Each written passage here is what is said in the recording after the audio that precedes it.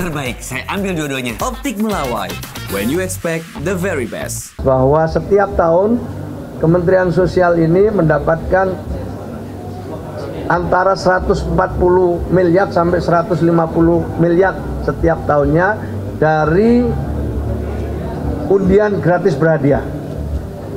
Jadi tadi yang di atas itu yang diberi penghargaan adalah undian gratisnya, mereka penyelenggara undian gratis berhadiah dengan ketertiban administrasi yang baik, disiplin, dan juga melakukan segala hal yang sudah menjadi ketentuan. Misalnya BRI tadi itu yang terbesar itu saya laporkan itu lebih dari 30 miliar ya yang diberikan atau yang disetorkan ke kas Kementerian Sosial. Nah, Kementerian Sosial dalam mengelola uang ini juga transparan. Digunakan untuk apa? Digunakan untuk kepentingan masyarakat luas yang memang paling membutuhkan.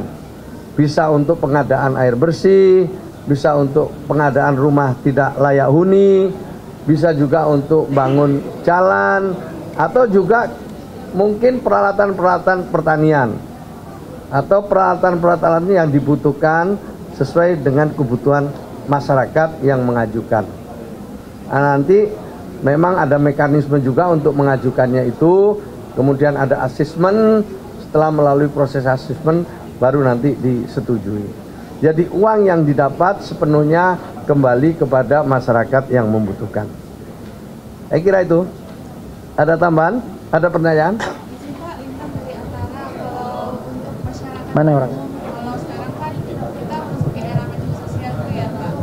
Biasanya masyarakat umum itu mengumpulkan uang atau menyelenggarakan misalnya undian gratis berhadiah itu lewat media sosial. Nah, kalau untuk masyarakat umum yang melakukan itu, apakah juga harus melalui izin seperti itu Pak Menteri, atau mereka punya persyaratan khusus untuk mengunduh aplikasi, atau bagaimana untuk masyarakat umum? Maksudnya ini yang undian gratis berhadiah? Ya, maupun untuk pengumpulan uang kan biasanya mereka lewat medsos gitu. Satu-satu ya, biar karena ada bedanya, ada yang sama, ada bedanya. Siap, terima kasih. Untuk undian gratis berhadiah, siapapun lah yang menyelenggarakan undian gratis berhadiah, itu baik perusahaan atau yayasan atau masyarakat luas, penyelenggaranya harus memberikan 10% dari nilai undian gratis itu. Kalau nilainya misalnya 100.000, ya 10.000 rupiah harus disetorkan ke Kementerian Sosial. Kira-kira begitu ya Bu, kalau nggak salah, betul ya? Jadi Pak, 10% pertimbangannya apa Pak? Kenapa 10%? Nah, saya udah ada ini, saya waktu di sini udah ada aturannya itu. Coba Ibu mungkin ya dari undang-undang undian, dari undang-undang nomor berapa Bu? Undang-undang. Nah, silakan.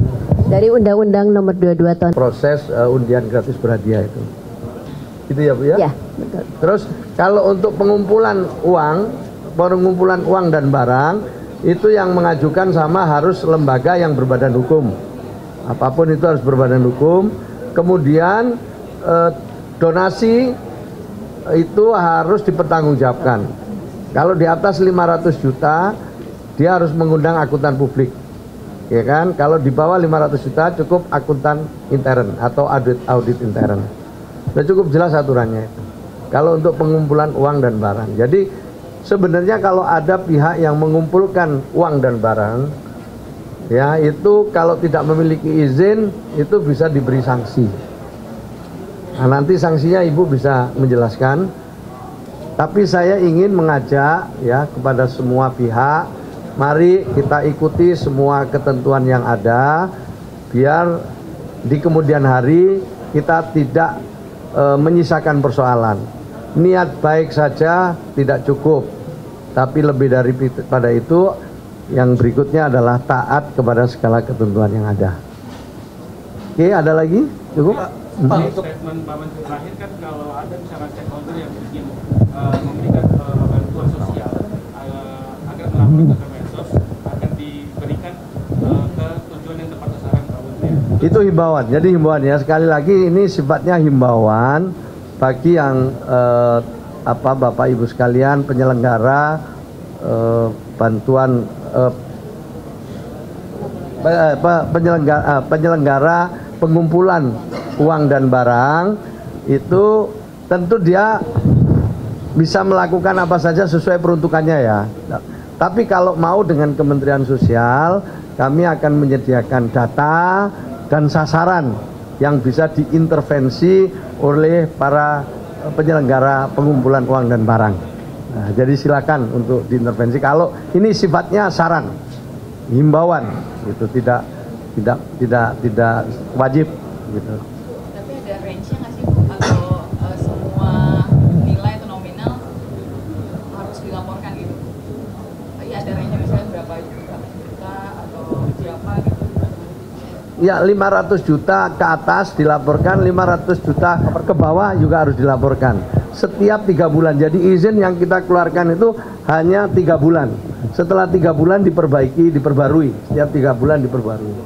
Pak Menteri, ini untuk pengurusan izin ini dipungut biaya terus gratis. Terus untuk pengawasannya agar tidak terjadi tindak pidana korupsi gimana nih Pak? Ya tentu kalau kami penggunaan uangnya yang kami terima itu tentu ada pemeriksaan baik BPK, BPKP maupun juga pengawasan internal kami lewat Irjen. Pasti diperiksa dan harus bisa kita pertanggungjawabkan apa yang kita kelola itu. Nah, bagi masyarakat luas tentu pertanggungjawabannya adalah kepada publik, kepada masyarakat karena mereka mengumpulkan dana atau uang dari masyarakat.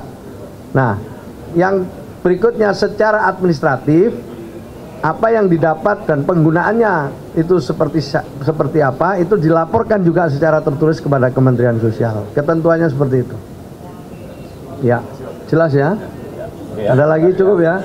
Nah, tadi Bapak Ibu sekalian itu kan dilaksanakan secara selektif. Penjelasannya cukup utuh dari Kementerian Sosial, Kementerian Keuangan, juga Kementerian Tenaga Kerja. Agak paket-paket perlindungan juga, kan gitu. Sebenarnya sudah cukup jelas itu. Jadi saya ingin kita semua memahami secara utuh